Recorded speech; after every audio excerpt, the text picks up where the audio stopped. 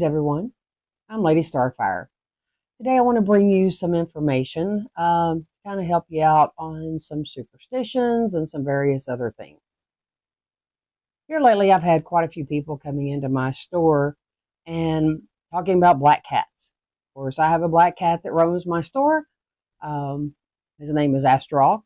And, people see him, they love him, except for the people that are either, number one, just terrified of cats or afraid of black cats. Most of them are afraid of black cats because of the lore that, surrounds them.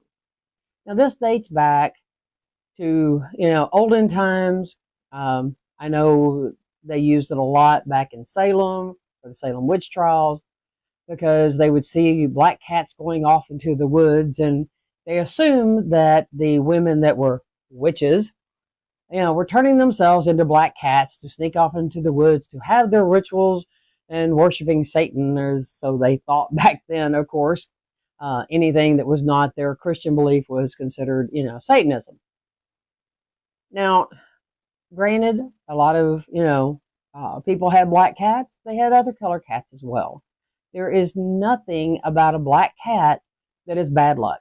A black cat crossing your path is only bad luck for the cat if it gets run over. Same thing with a white cat or a calico or anything else.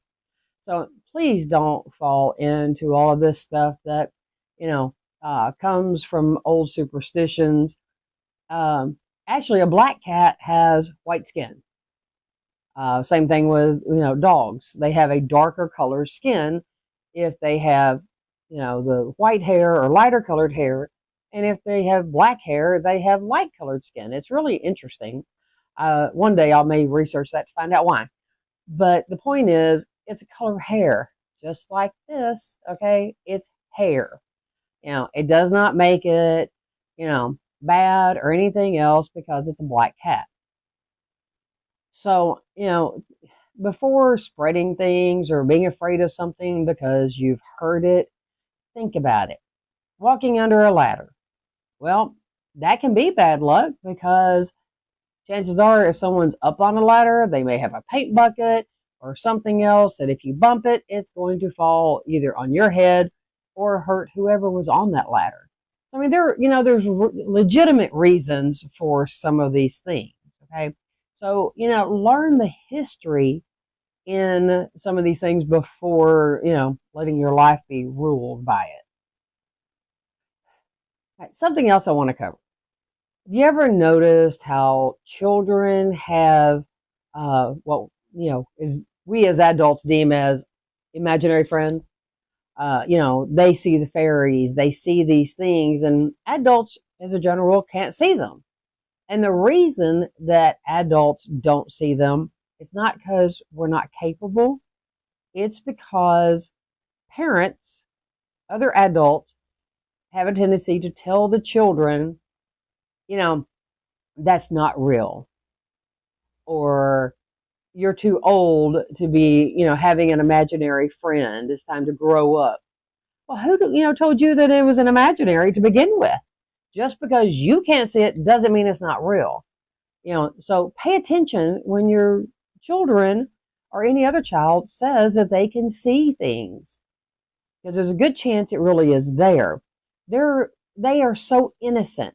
Their magic is so strong because it is covered in innocence as opposed to bogged down into the crap that we get covered up with as adults. But that's why, as adults, so many of us have to fight so hard to get back to seeing these things, because it got stifled as young children. So instead of stifling this, encourage them to talk about it. Number one, you need to make sure that this friend that they're playing with is a good friend and not something that's bad. So be open with them and talk to them and get descriptions and find out what the conversations are about. All of those things. But this is why we feel like as adults that these things are imaginary, is because we can't see it. And we were taught not to believe in it. That's just on TV. It's not real. Well, if you go back and you start watching the old sci-fi movies, you'll see that so much of that stuff is real now. So, think back to your childhood. Remember those things that you saw and that you did as a child, that you don't seem to do anymore. And you may want to try tapping into that. Remember that childhood. Remember that imaginary friend. Remember those things, and it may help you to get that third eye open back up and where you can see things again. One more quickie. Have you ever noticed that when things are stressed and you start asking, praying, whatever, for patience or for strength, things don't get better? It seems like it gets worse. There's more and more things that come up, and you keep asking for patience and you keep asking for strength, and more things come up, and it becomes this vicious cycle that just keeps rolling. That's because when you ask for something, as a general rule, what they do is they put obstacles in your path for you to learn patience, for you to have strength. All right. So don't ask for patience. Don't ask for strength. Don't ask for these sorts of things. What you want to do is ask that, you have the strength to handle situations, that you have the patience to deal with the children or whatever it is. Ask that you already have this. Don't ask it to be given to you, because they don't give that to you. They teach it to you. And the way you learn things is by going through things. So if you're asking for strength, you're going to be put in situations where you have to be strong. You have to be strong for someone else. You have to be strong for yourself. You got to, and bring that on up and, find that strength. We don't want to have to go through more and more things. We want to be able just to know that we have that strength and how to tap into it. So, help me to tap in to the strength that I know I have in me to handle the situation.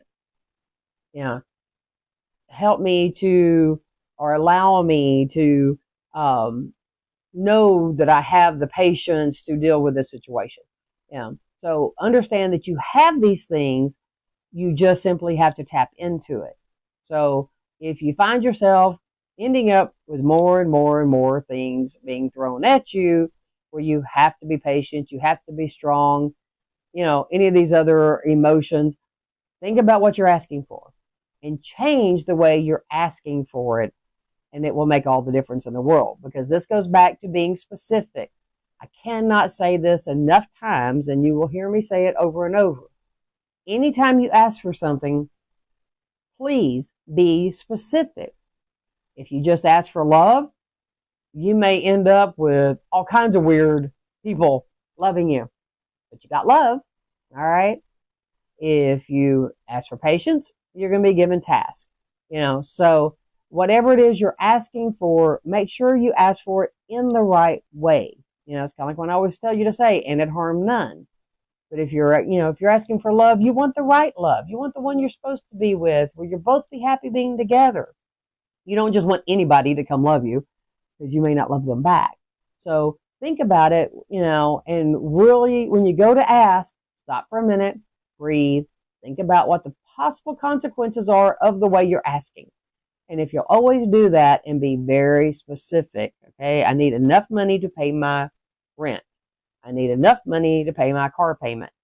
So be specific on what it is that you need, because if you just say, I need money, well, you might walk outside and find a quarter. And there's your money that you asked for. Okay. So think about it. Be very specific on exactly what it is that you need.